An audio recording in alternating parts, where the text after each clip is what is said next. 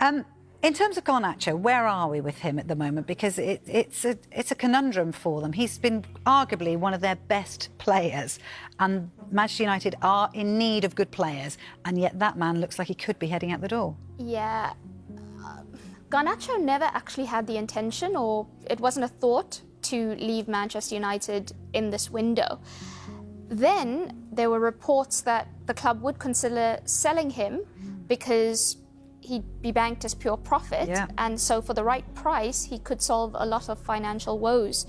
And after those reports, his representatives received a bunch of inquiries about him, and so then they thought, well, he's got to consider his options and his long-term future, because if they're willing to sell him at the right price, is he really part of Ruben Amorim's plans?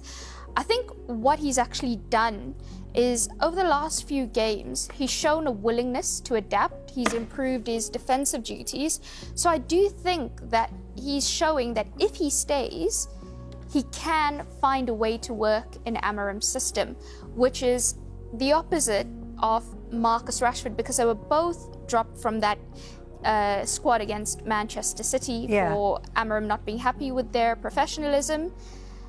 Rashford's not been involved since. He was an unused substitute to make up the numbers once. But Garnacho, Amorim's happy with what he's seen from him and has included him and played him and has spoken quite highly of him. Napoli and Chelsea interested in him. Napoli haven't engaged United about him yet. Chelsea haven't engaged United about him yet. Napoli think he's too expensive, so are considering other options. It's one that could be decided quite late on in the window. It's interesting about his worth, because I know Paul Merson was sort of saying yesterday about what he felt Garnacho was worth in terms of millions. But what do you think of the situation of him possibly even going? Because, like I say, his statistics show that actually he's a really valuable player for them. Yes, it'll be interesting to see the justification, because here's the thing.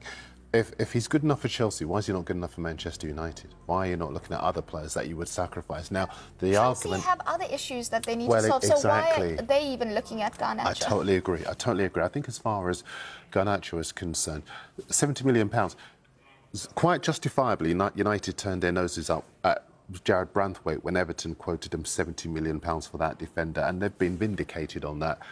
I'm not so sure that Garnacho is £70 million worth of player, and it's an indication as to why some clubs look abroad instead of staying in this country. He's a good player, he's going to get even better, but £70 million, that's a whole lot of money. But also, it's a week left. They sell Garnacho, what are they going to do? That's a vacuum, unless they do this swap deal with Nkunku. And there's a really good piece by, I think it's Sam, who talks about the fact that they're going to leave themselves in a little bit of a conundrum up front if they were to surrender a player who could slot into the system Amorim's trying to play. Yeah, it's fascinating.